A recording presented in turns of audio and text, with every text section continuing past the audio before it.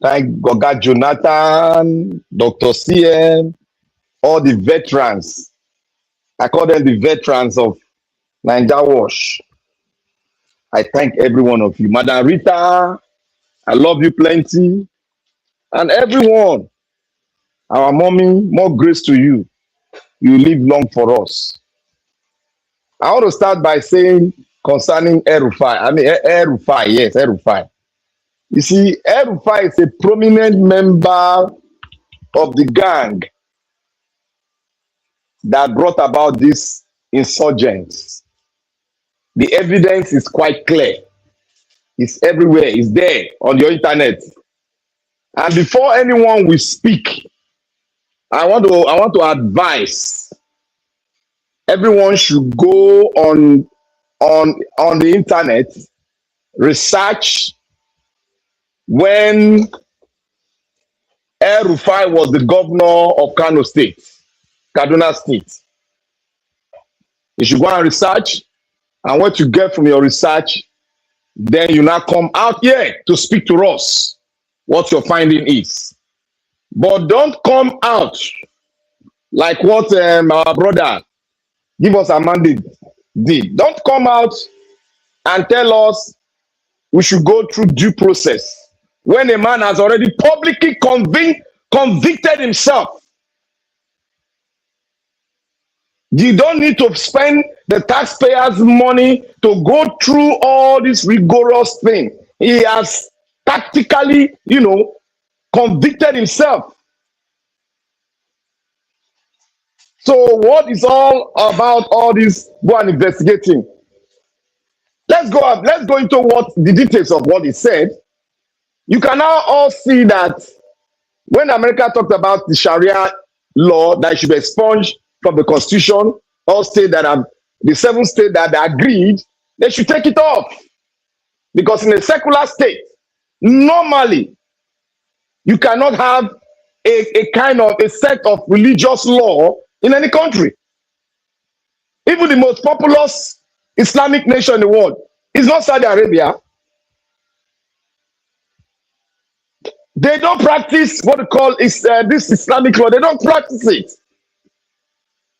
They don't practice that because they know any nation that practices Islamic law will never see progression.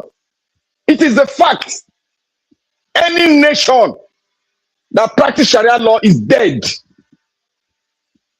That's a suicide. That's an economic suicide. That's a suicide you are giving to the generation yet unborn. You have already committed them to the great beyond. And I can see some people will talk about Sharia law. Sharia law is for Muslims, blah, blah, blah, blah. You are ignorant. You are ignorant. You don't know what it is. Your God gave you a right. The right to live and the right to do whatever you want to do. Because it's your right. And judgment cannot be placed upon you by a man, but by God only. That is the sovereignty God gave to every man. And one law book written by a mortal body, who lived on earth.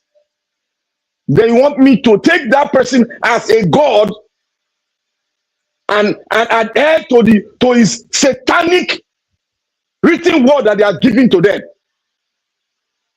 Sharia law is satanic. Whatever you want to say, I don't care. It's satanic. Because the halfway I've gone about Sharia, the half portion I've read about it is satanic. There's no 2 ways about it. It belongs to the archive, to the days, to the 2nd century, not in the 21st century. Because there was ignorance then. So my brothers and sisters, Rufai, that man is somebody that wants to use his own kind of way to not politicize his arrest. I knew that was what he's going to do. That was why I told you all yesterday that they knew somebody leaked the information that Rufai will be arrested. That was why the crowd came to the airport. And I knew he was going to politicize it. Because that's the only way he knows. Nigerian politicians, they cannot change. That's the only any of them that is arrested today. Is either I say I have a problem with my head, I want to go for medical treatment, or my political opponents are against me. They don't have anything upstairs. That is why the country is like what it is today. You see what he's saying now? I'll bring people mind back. You see what Rufai is saying now? That Kokaso was not even the first person that tabled Sharia law in the north. He started mentioning Sherima and other people that have tabled it. You see, he's trying to do what? He's trying to push blame on other people so that he can be exonerated. You see, now the whole thing is about the survival of the fittest. He wants to exonerate himself before he was talking about Sharia. Look at the election day when he was campaigning. What did he say? Did he not call us infidel? Did he not call us infidel? Did this administration not attack the Christian body, the Southern Kaduna? Did he not attack Southern Kaduna? Did he not bring down their houses? Did he not tell us that if America interfere, they are going to carry them in body bags? So what are we talking? These people you see, that's why I said the other time, I said, Nigeria cannot be Islamized. I told you guys, it cannot happen. It cannot happen. You have to get your information well before you stand your ground. I stood my ground because I know this was coming. Second, I want to put another thing on the ground now. Atiku is not going to contest this election. Even if he come out, he will be asked to step down. Like I told you all, it's not only Nigeria that's going to vote. Some of the international bodies, they are going to come in and dictate the pace. Because Nigerians are speaking. Nigerians are dying. Nigerians are impoverished. It is clear to the whole world. The richest black nation in the world is impoverished by some gangsters that have taken themselves from the Sahel down to the south, taking themselves together and decide to push the black race down. These are the people. They are right in Nigeria. Nigeria is dictating the satanism and it's affecting nations in Africa. If we get it right, other nations will be scared. They will also get it right. But if we don't get it right, I am very confident with authority inside of me. I am not preaching like a pastor, but the evidence is quite clear. If they don't give us that constitution as they're shouting on, Nigeria is going to split. And the 7 northern states will go. Because we are going to get there where they themselves will say, I want to go. We are getting there. Don't worry, we are getting there. We are getting there. And now the senator that spoke, when they asked him about what about Americans getting their base in Nigeria, you see, he was trying to dodge it, but he technically answered it and said yes. He technically answered it, say yes. If you go back to the way he answered the question, he said Nigeria is hungry. Whatever they want, we will talk about it when they help us to kill this insurgency. That's to tell you that he knows it, but he technically used wisdom, parable, to cover it up. That is one life-saving wire God brought to us. I am telling you people, the one life-saving instrument that God brought to us is for America to interfere. If not, they will continue with what they are doing. They will continue. Subdue you, take your resources. Remember what that man said during the election. He said the oil in the Niger Delta belonged to the north, belonged to Zamfara State. Remember what he said? They meant it. And that was a code that they are giving to us. That was a code. After that talk, what happened? Insurgents came in, terrorism grew like a mountain. And what happened? They started ravaging every place that we have mineral resources. They started taking control of it. That is why we should look at the latter when they speak. This is time for us to look at the word many are speaking. Their word, they cannot separate themselves from their word. Rufai cannot separate himself from the terrorist word that they have spoken, because he is the word that they have spoken. It is only by his grace that he will not escape being taken down.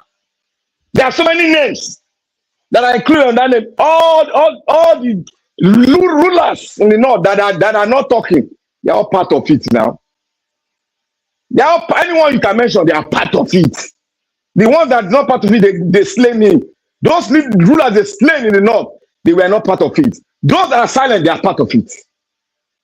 So my brothers and sisters, let us be steadfast. Let us go in terms of voting. All those who are talking about Peter Obi, they don't know what they are talking. We need money. Peter Obi brings money, and every other people that love him, even we in the diaspora, we are ready to spend the money for him. Yes, we are ready to spend the money for him, because he's going to do what we know he will do. He has been speaking it. He cannot separate himself from his word. So I want to say from here, oh Lord, to everyone that are part and parcel of this, we must come together. Don't let anything divide us. The people that we need to divide is our enemy. We divide them, we cut them to pieces so that they cannot come together. But there's one thing we should know. If you want to fight to win this election, you must be twice as radical as the enemy. I say you must be twice radical as the enemy. You must be twice as radical as the enemy. So therefore, Nigerians, this is not the time to say, I will not going to come out, nothing will happen. If you don't come out, who is going to be in the mess? You are going to be in the mess. Who are they going to oppress? You are going to be oppressed. Who is not going to have light? You are going to be the one not have light. You spend all your money, you become a pauper. So it's time for you to rise up, because your vote is the only key you have on earth here to open your doors to success. Because they are locking everyone's destiny. This we see, they are locking people's destiny. No matter how much of prayer you pray, if you don't move a step of faith, you will align and your destiny will be locked down. So my Nigerian watch, I want to say thank you once again. May God bless you. And to everyone, let us wake up. To the Eastern people, brothers, please wake up. You are too docile. Wake up and speak at the right time. Thank you all. Thank you, my brother. Thank you, Black Panther. God bless.